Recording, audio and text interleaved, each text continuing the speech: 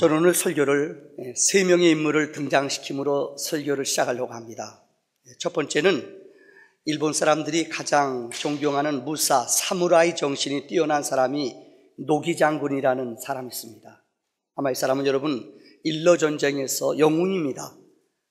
얼마나 큰 러시아와 일본이 전쟁을 1904년도 했습니다마는 그때 일본 사람 죽은 사람 군인만 해도 5만 9천 명이 죽었습니다.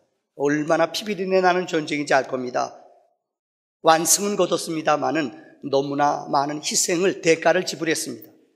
특별히 노기 장군은 자기의 아들이 둘이 있는데 이 두 아들이 모두 다 전쟁에 가 죽었습니다. 그래서 그는 전쟁 승리한 후에 명치 천황 앞에 가서 정말로 많은 부하를 잃었기 때문에 자격이 없습니다. 활복 자살하려고 그랬어요. 근데 명치 천황이 이렇게 말했습니다. 너는 내 부하다. 그에게 백작의 임명을 내려주면서 절대 내가 살아있는 동안에는 내 생명을 끊지 말아라, 이렇게 명령 내렸어요. 살아생전에는 진짜 목숨을 끊지 않았습니다. 그런데 이 명치 천황이 세상을 떠난 후 그 다음날 이 노기 장군과 그 아내가 활복 자살해 죽었습니다. 여러분, 어떻게 보면 끔찍하기도 한 이야기입니다만은 이 사람은 사무라이, 일본 사람들이 사무라이나 애국심으로서는 노기 장군 하면은 군인으로서는 최고의 선봉에 쓴 사람입니다. 그러나 여러분, 이 사람의 삶은 한마디로 자기 주군을 위해 살다가 죽은 사람입니다. 사람을 위해 목숨을 걸고 살았던 사람, 자기 주군을 위해서 충성했던 사람, 군인으로서는 유명한 사람입니다만은 그는 어떻게 보면 인생의 실패자입니다. 두 번째 사람이 있습니다. 오몽기레라는 사람입니다. 아마 여러분 세계 등산에 우리 아시아에서는 여러분 이 에베레스트산에 16개의 등자가 있답니다. 이 16개의 등자를 아시아인으로서는 최초로 다 올라간 사람이 이 오몽기레라는 사람입니다. 아마 여러분이 기억할 겁니다. 이분의 글, 또 이분의 여러분들 자서전이나 인터뷰하는 거 보면은 이분이 제일 힘든 게 뭐냐, 자기가 등산을 그렇게 많이 하면서 10명의 자기 가장 친한 절친한 동료들을 잃어버린 거예요. 이들 때문에 너무너무 큰 고통이 있대요. 한 번은 이분이 등산하다가 여러분 이 자기를 도와줬던 조력자가 미끄러져 가면서 자기 발을 탁 쳤어요. 자기 몰랐대요. 그 사람 구하느라고요. 알고 봤더니 이 줄에 자기 오른팔을 쳐서 이 오른발이 180도 확 돌아가 버렸어요. 누구도 부축해 주지 못해요. 자그마치 5일 동안 기어서 산에서 중간에 내려왔대요. 여러분 상상할 수 있어요? 지금도 그는 철심을, 이 두 군데 쇠심을 바고 버텨내요. 그는 이렇게 말합니다. 나는 산이 있어 행복합니다. 만약에 산이 없다면 나는 생의 의미를 찾지 못했을 것입니다. 이 영웅을 제가 무시하는 건 아닙니다만은 이분은 인생을, 자기의 삶을, 자기의 목표와 성취를 위해서 살아간 사람입니다. 남의 유익을 위해 사는 것 아니에요. 내 목표와 내 성취를 위해서 인생을 살아가는 사람, 이게 바로 오몽길 여러분 산악인입니다. 세 번째 사람이 있습니다. 오늘 성경에 기록된 바울입니다. 바울은 오늘 마지막 설교를, 자기가 이곳을 떠나면 로마에 이제 잡혀갈 걸 알아요. 이 죽음이 자기에게 예비된 걸 알아요. 그곳에 가면 자기는 죽을 걸 알아요. 근데 마지막 예배소에서 3년 동안을 목회하고 그 교회 장로들을 밀레노에서부터 초청을 해요. 이들에게 마지막 고별 설교를 하면서 그가 마지막 한 이야기가 이겁니다. 내가 나의 달려갈 길, 내 달려갈 길, 주께 받은 사명, 곧 하나님의 은혜의 복음을 증언하는 일을 마치려 하면은 나의 생명을 나는 조금 더 귀한 것으로 여기지 아니한다. 그는 여러분 사명을 생명보다도 더 귀하게 알았어요. 여러분 인생을 살아가면서 내가 목숨을 걸 만한 일이 무엇이냐? 여러분 인생을 살아가면서 여러분 목숨을 걸 만한 일이 무엇입니까? 여러분의 목적을 성취하는 것입니까? 아니면 여러분 죽음을 위해서 죽는 것입니까? 한 번밖에 없는 우리의 인생들, 아니 하나밖에 없는 내 인생을, 내 생명을 무엇을 위해 여러분 바치겠습니까? 노기 장군 같이 사시렵니까? 오몽길 산악인 같이 사시렵니까? 아니면 바울 같이 내 생명보다 생명을 주신 그분의 뜻대로, 나에게 생명을 주신 그분의 뜻대로 이 생명을 그분을 위해 드리며 살겠습니까? 오늘 바울은 바로 이 복음을 증거하는 것이 인생의 가장 위대한 사명이라고 말했습니다. 따라합시다. 복음을 증거하는 것. 다시요. 영혼을 구원하는 것. 영원한 생명을 사는 것을 인생의 목적으로 하고 사는 사람이 지혜자라고 성경은 말합니다. 자, 오늘 저는 본문에 봉독한 이 바울이 나의 달려갈 길 주께 받은 사명, 이 말씀을 가지고 세 가지 대지로 은혜를 나누기 원합니다. 첫째는 사명은 하나님의 선물입니다. 한번 따라할까요? 시작. 어떤 사람은 사명은 특별히 어떤 목회자나 우리 장로님들이나 이런 어떤 믿음 생활 잘하는 사람만 사명받은 줄 알아요. 아닙니다. 예수를 믿는 사람은 누구나 이 땅에 온 사명이 있어요. 하나님이 나를 이 땅에 그냥 여러분 아무렇게나 보는 게 아니에요. 심지어 여러분들, 우리 기독교의 역사가는 사람만 아니라 세상의 미물도 물건도 다 자기 위치와 사명이 있어요. 이걸 알아야 돼요. 혹시 여러분들 누룩 있지 않습니까? 작은 씨 있지 않습니까? 겨자씨요. 겨자씨를 심으면은 겨자씨에는 목적이 있습니다. 이 겨자씨가 자라나서 여러분 얼마만큼 자라는 줄 아세요? 4m만큼 자라나요. 4m. 얼마나, 사람 키보다 훨씬 2배나 돼요. 조그만 겨자씨 쬐끔해. 이것이 자라나서 이 겨자씨의 사명은 자기 곁에 많은 새들이 와서 쉼을 얻는 것, 이것이 바로 겨자씨의 사명입니다. 그 다음 여러분들 누룩 있지 않습니까? 누룩 아주 곰팡이 누룩 있지 않습니까? 이것은 밀가루 안에 들어가서 맛있는 빵을 만들어내는 것이 누룩의 사명입니다. 여러분 지렁이 있죠? 지렁이가 없으면은 요즘은 지렁이가 별로 없답니다. 왜요? 지렁이가 있어야지만 이 땅에 지렁이가 있어야지 그 땅은 건전한 땅, 좋은 땅이래요. 근데 요새는 너무너무 사람들이 비료를 많이 주고 너무너무 땅을 함부로 다뤄서 지렁이가 없대요. 지렁이 아세요? 지렁이는 땅이 산성화되는 것을 막는데요. 지렁이가 아주 꿈틀꿈틀 안에서 모르겠어 배설물도 내고 좀 돌아다니면서 이 땅을 산성화되는 것을 막는데요. 또 하나, 땅이 마르는 것을, 땅이 너무 딱딱해지는 것을 이 꿀 뚫고 다니면서 부드럽게 만드는 게 지렁이래요. 몰랐죠? 그 지렁이가 없으면 그 땅은 죽은 땅이래요, 여러분들. 어떤 분은 얘기해요. 태풍은 필요 없다.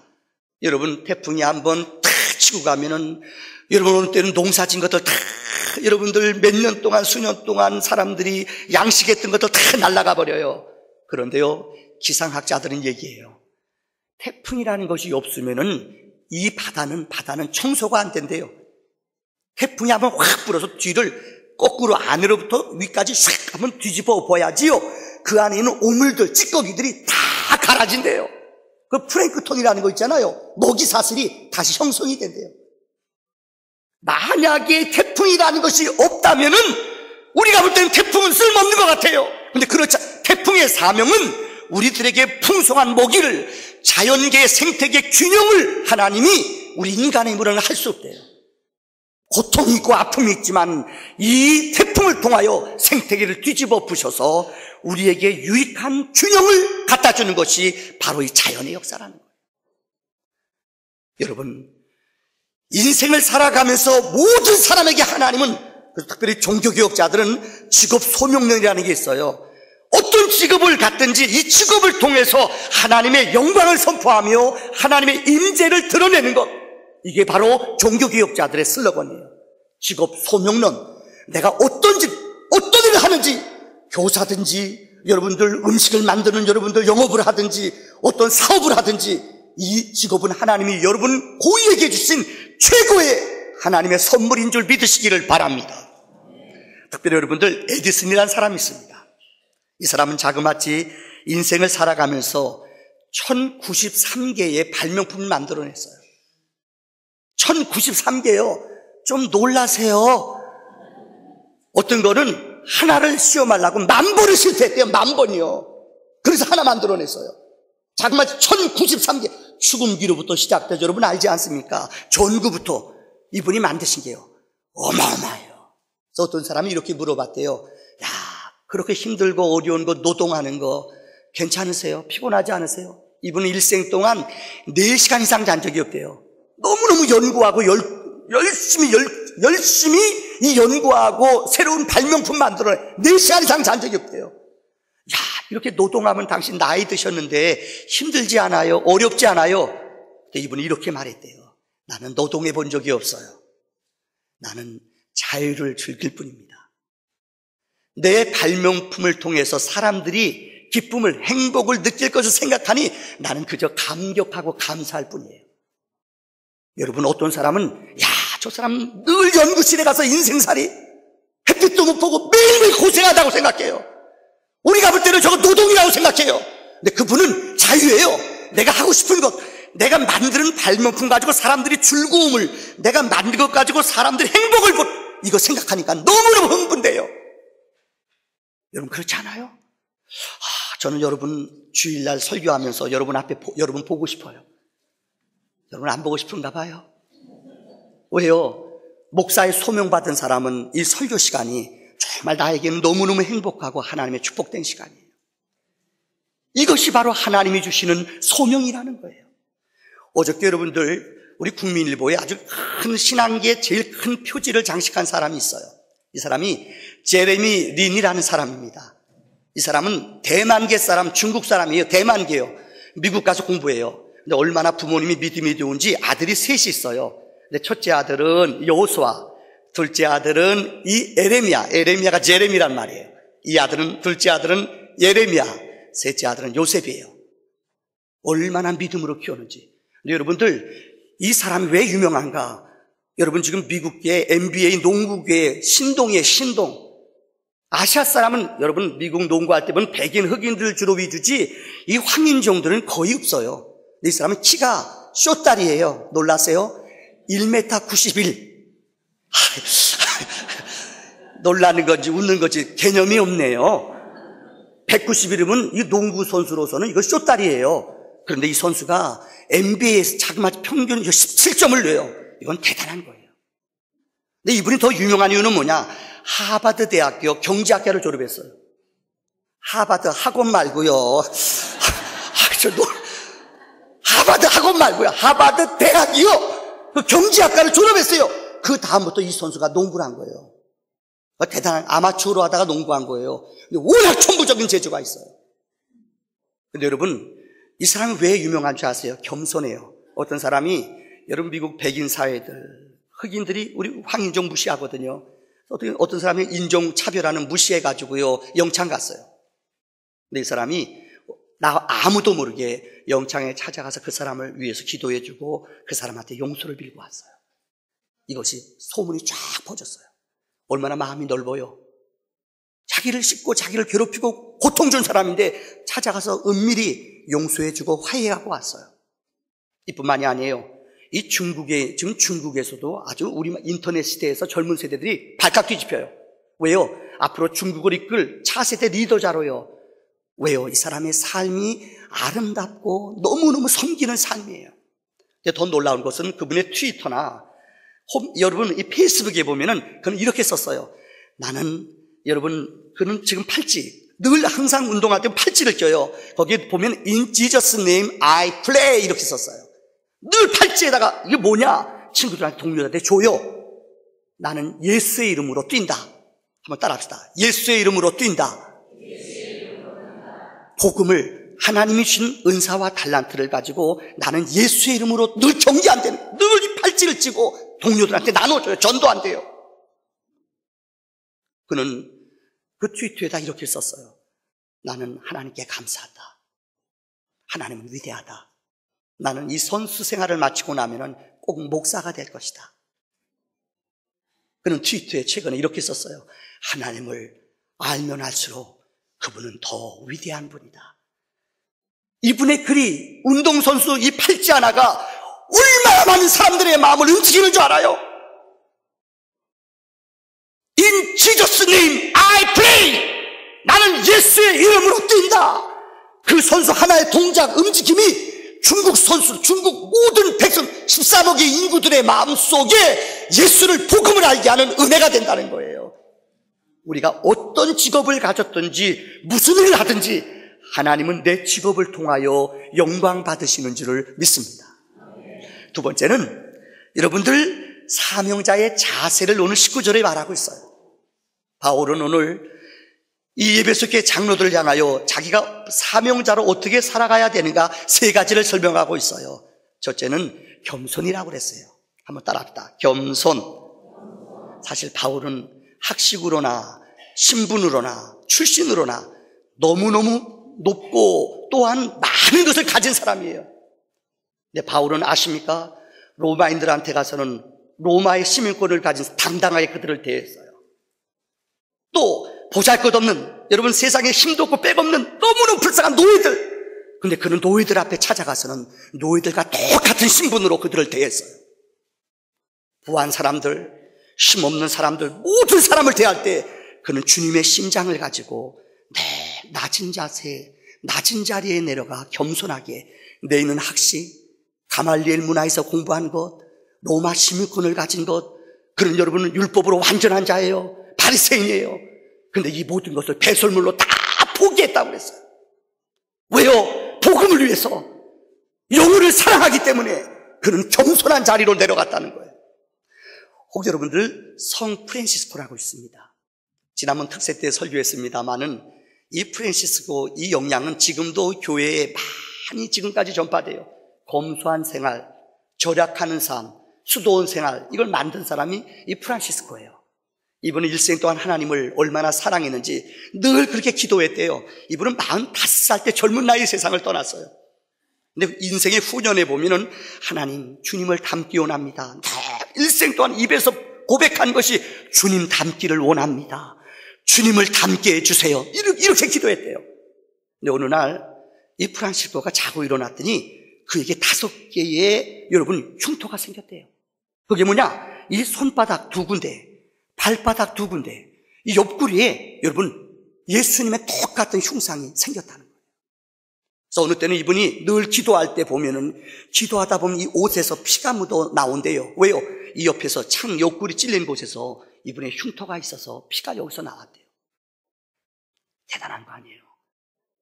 이분의 성 프란시스와 함께 지냈던, 수도원에서 지냈던 제자들이 늘 기도할 때 이렇게 기도해요. 하나님, 우리도 성 프란시스 선생님과 같이 우리도 예수님의 흔적이 있기를 원합니다. 얼마나 기도했는지 몰라요. 근데 어느 날 제자들에게 신비한 일이 벌어졌대요. 제자들이 어깨에 흉상이 나타나더래요. 너무너무 제자들이 놀라서 선생님, 우리 어깨에 이상한 상처가 나타났어요. 이게 뭐예요? 이게 뭐예요? 제자들은 몰라요. 그때 성 프란시스가 유명한 말을 남겼어요. 축복, 당신들은 나보다 더 복 있는 사람이야. 십자가에 못 박히는 것은 쉬워. 그런데 십자가를 매일매일 지는 것은 고통스러운 거야. 여러분, 못 박혀 죽는 것은 쉬워요. 그러나 매일매일 내가 십자가를 지는 것, 십자가를 어깨에 매는 것, 십자가의 멍에를 내가 매는 것, 이것은 쉬운 게 아니에요. 그래서 제자들은 일생 동안 이 성 프란시스 밑에서 여러분 겸손한 사역자로 인생을 살았대요. 바울은 오늘 말합니다. 나는 예수를 위하여 겸손함으로 섬긴다고 말해요. 2번째는 눈물입니다. 따라합시다. 눈물. 인간이 흘리는 몸에서 나오는 액체가 3가지가 있다고 합니다. 첫째는 피입니다. 피. 고귀한 거 아닙니까? 또 하나 뭐죠? 땀이요. 또 하나 뭐 있죠? 눈물이에요. 여러분, 오늘 바울은 편지를 쓰면 바울의 서신서를 보면은 그는 눈물에 대한 이야기를 여러 번 해요. 첫째는 빌립보서에 보면은 3장 18절로 다 같이 한번 읽어봅시다. 시작. 이제도 눈물을 흘리며 말하노니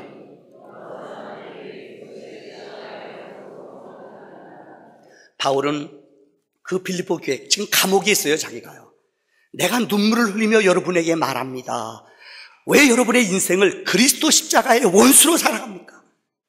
왜 예수님과 원수가 되어 살아갑니까? 그들을 안타깝게 여기면서 눈물을 흘리며 여러분 주님과 원수되어 살아가지 마십시오. 그들을 향하여 눈물을 흘리며 기도한 내용이에요. 또 하나는 고린도서에 보면은 여러분 고린도서 이렇게 바울은 고백하고 있어요. 고린도서 2장 4절에 읽어봅시다. 시작. 내가 마음에 큰 눌림과 걱정이 있어 많은 눈물로 너희에게 썼노니 이는 너희로 근심하게 하려 한 것이 아니요 오직 내가 너희를 향하여 바울은 여러분 그들에게 어떤 걱정이나 아픔 때문에 글 쓴 게 아니에요. 그들을 향하여 걱정하는 게 뭐냐? 하나님의 사랑이 여러분에게 늘 넘쳐난다는 것을 여러분 알고 깨달으라는 거예요. 바울은 성도들을 향하여서 너희에게 그리스도의 사랑이 넘치는 것을 너희는 알라는 거예요. 근데 그들은 사랑과 상관없이 살아요.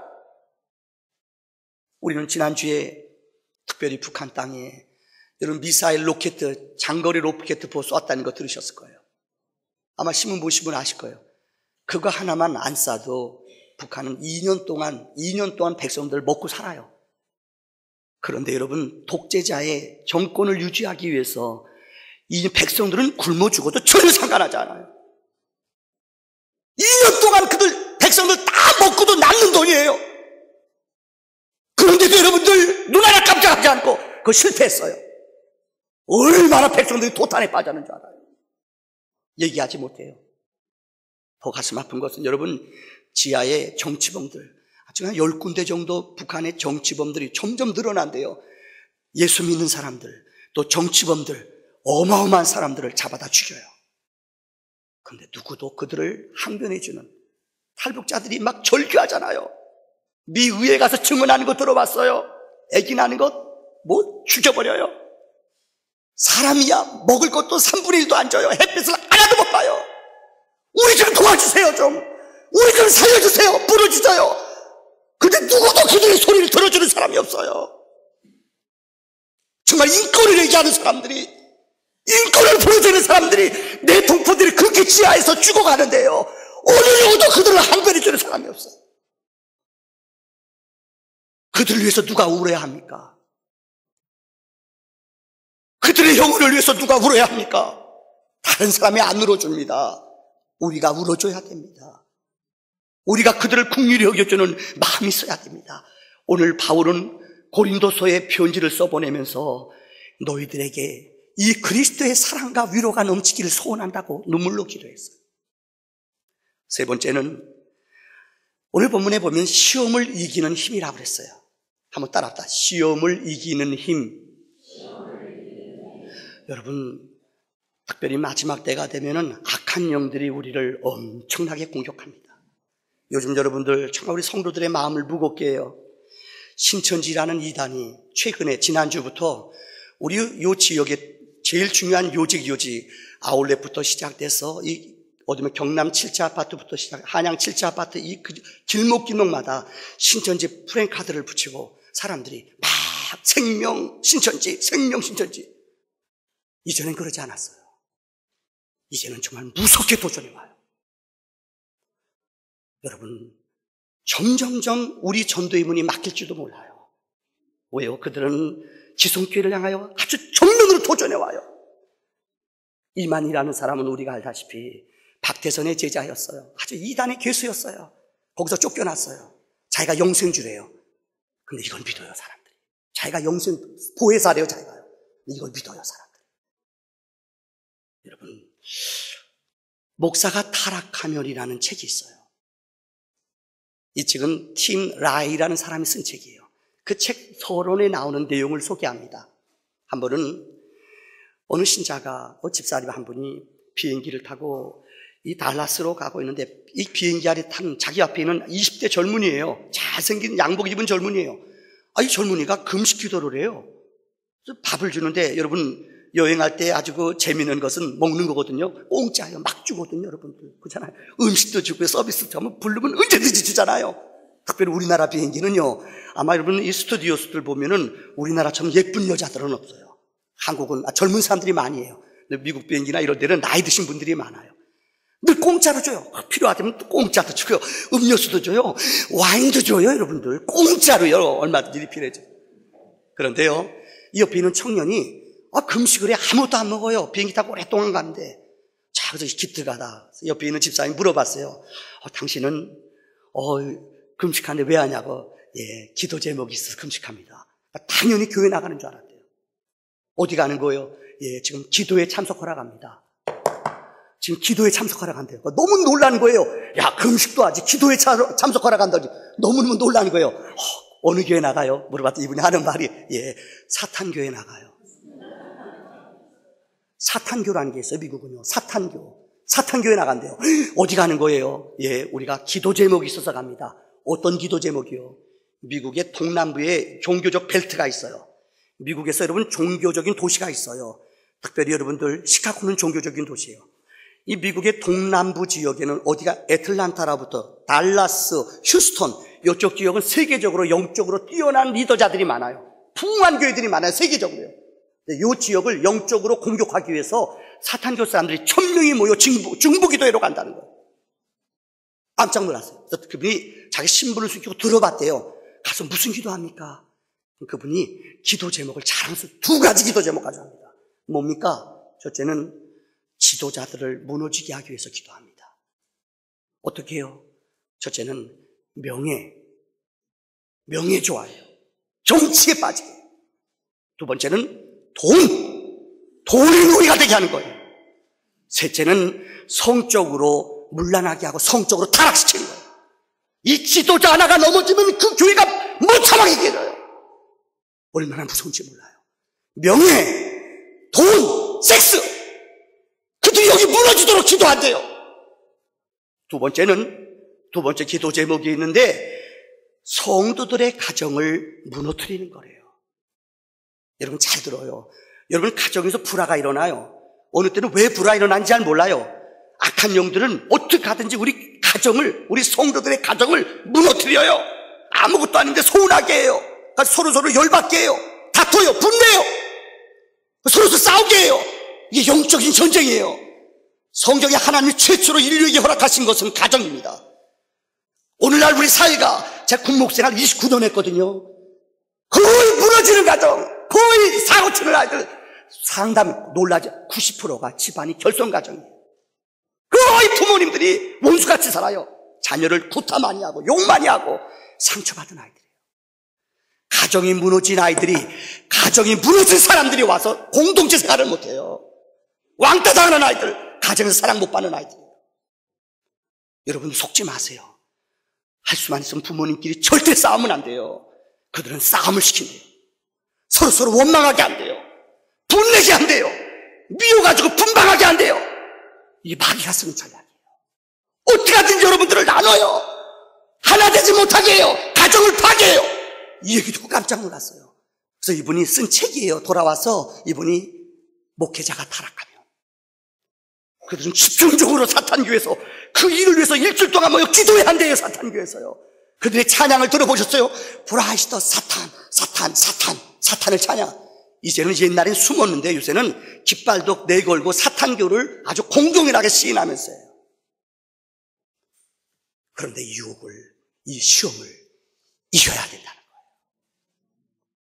마지막 결론의 말씀을 드리려고 합니다. 여러분 따라합시다. 사명의 능력. 오늘 저는 마지막 한 분을 소개함으로 설교를 마치려고 합니다.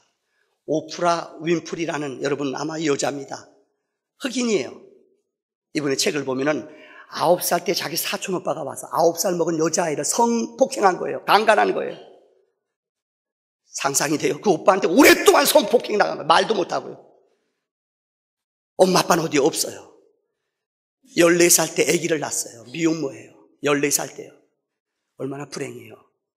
14살 아이가 아기 낳았으니 친척들, 여러분 주변 사람들이 완전히 내놓은 사람이에요. 몇 번이고 죽으려고 했대요. 근데 죽어지지도 않더래요.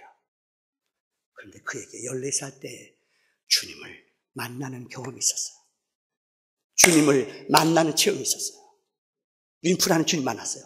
그 교회에서 주님 앞에 기도함으로 상처를 치료받았어요. 더 놀라운 것은 그는 그래요. 책이에요. 자기 성경에서 모세를 통하여 롤모델, 모세를 통하여 고난당하고 어려움당하고 하나님의 소명받는 것을 모세를 통하여 자기 배웠대요. 그래서 자기는 성경과 독서를 통하여, 학벌은 없어요 별로요. 근데 성경과 독서를 통해서 하나님이 자기에게 지혜를 주셨대요. 말하는 은사를 주셨어요. 여러분 얼마나 이분이 영향력이 있는지 포브스지에서 나온 것에 미국의 가장 영향력 있는 여자 가운데 3명 가운데 한 사람이에요.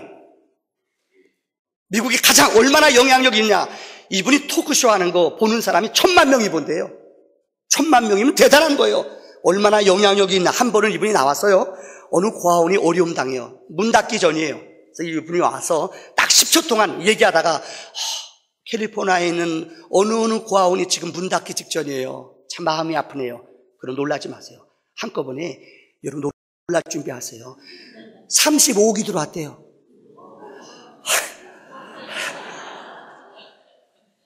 (10초) 동안 광고에 있는 사람들의 마음을 움직여서 35억을 사람들이 기부했대요. 아유, 고마워요. 그래. 한 번은 이분이 어느 책을 읽고 제가 감명 깊었어요. 이 책을 갖고 나와서 딱 아나운서 진행하면서 내가 이번 주에 읽은 책인데 이 책이 너무 좋아요. 3만 부가 팔렸대요. 여러분 참 죄송해요. 놀랍게 한 3만 부가 팔렸대요. 이게 얼마나 놀라운 일이에요. 그 정도 영향력이 있어요. 한 번은 이분이 오프라 윈프리 쇼에서 아마 여러분 보셨을 겁니다. 다시 한번 마지막 영상을 보여드릴게요. 이분은 늘 오프리 쇼에서 토크쇼에서 사람들에게 감동을 줘요. 이분이 쓴 책이 있어요. 그게 뭐냐면은 이것이 나의 사명이란 책이었어요. 이렇게 4가지로 얘기했어요. 첫째, 남보다 내가 더 가졌다는 것은 축복이 아니라 사명이다. 내가 남보다 더 많이 가졌다는 것은 축복이 아니라 이것은 하나님이 쓰라고 하신 사명이라는 거예요. 하나님이 남보다 내가 더 아파요. 아픈 것은 여러분 고통이 아니라 이것이 내게 하나님이 주신 사명이라는 거예요. 남보다 내게 설레는 꿈이 있어요. 그것만 보면 심장이 뛰어요. 꿈이요. 참 꿈이 꺼져요. 이것은 여러분 망상이 아니라 하나님 주신 사명이라는 거예요.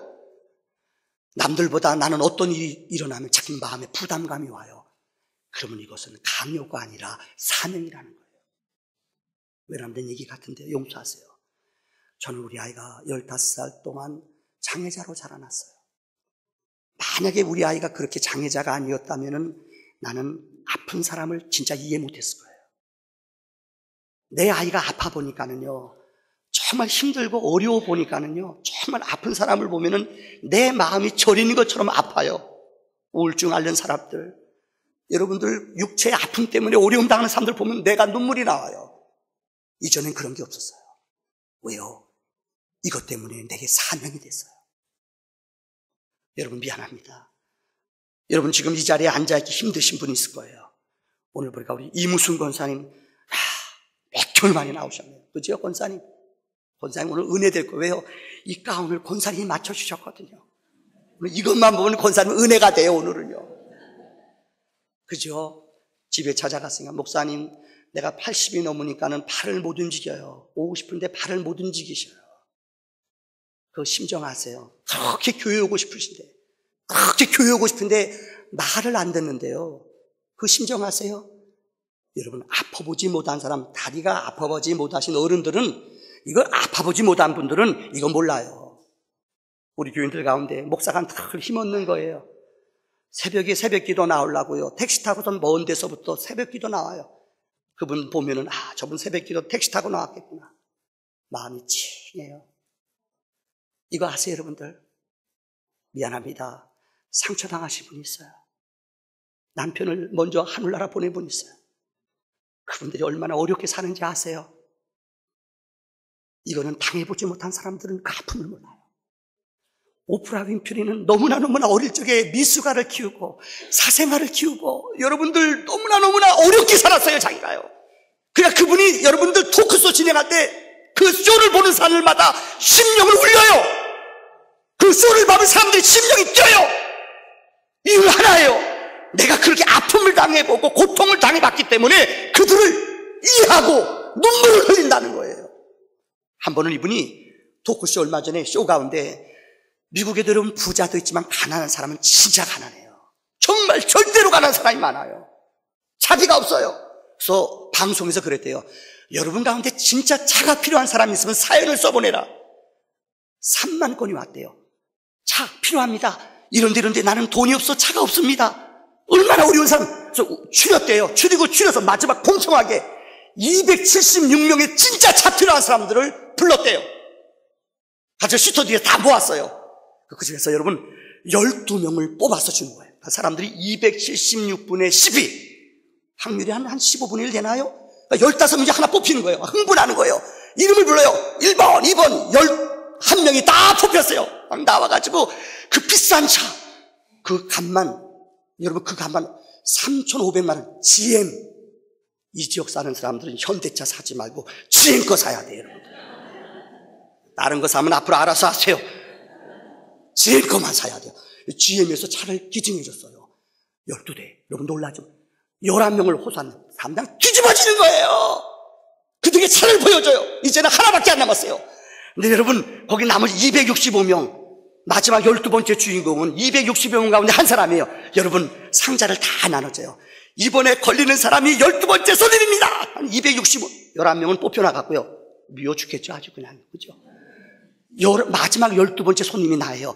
키를 265명 앉은 사람한테 다 나눠줘요. 그리고 딱 보여주는 거예요. 보겠습니다.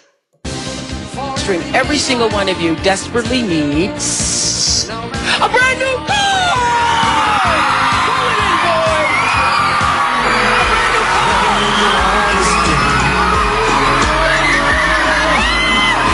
A brand new car!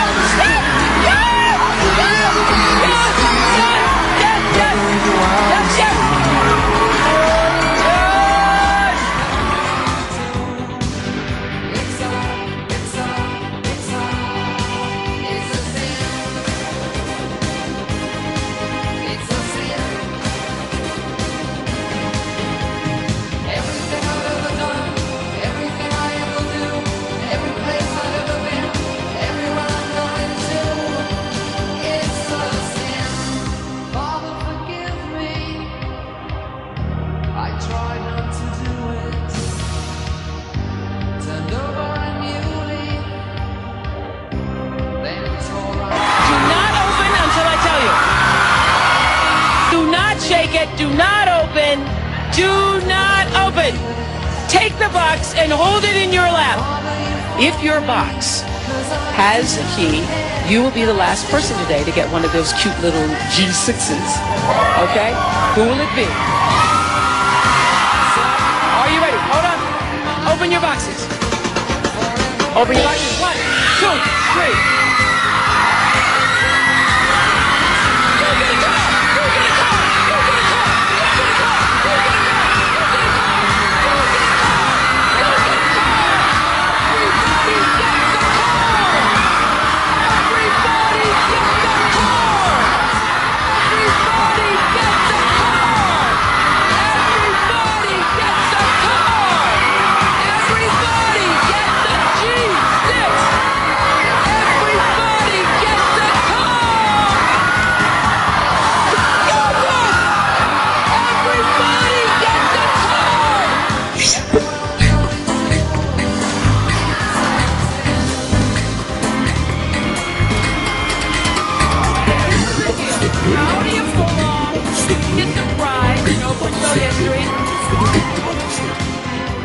여러분, 결론을 짓습니다.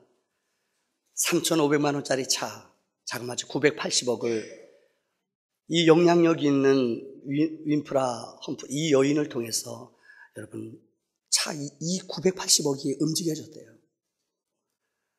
예수님은 우리에게 이 차보다 더 위대한 선물을 줬습니다. 오프라 윈프리가 준 3,500만 원보다 더 위대한 영원한 생명을 여러분 모두에게 주신 분이 있습니다. 그분은 우리에게 이 사명을 주셨어요. 여러분, 이 선물을, 이 키를 이 시간 주님이 여러분에게 주시는 것을 믿으시기 바랍니다. 3,500만원짜리 받고 얼마나 기뻐해요. 여러분 생각해 보세요. 흥분하는 거, 막 펄쩍펄쩍 뛰는 거. 당신이 주인공입니다. 당신이 주인공입니다. 저는 여러분에게 말합니다. 예수가 여러분에게 주인공입니다. 예수가 여러분에게 결론입니다. 예수가 여러분의 해답입니다. 예수가 영원한 우리의 안내자입니다. 이 거룩한 선물이 우리 안에 넘쳐나기를 주의 이름으로 축원합니다. 기도합시다.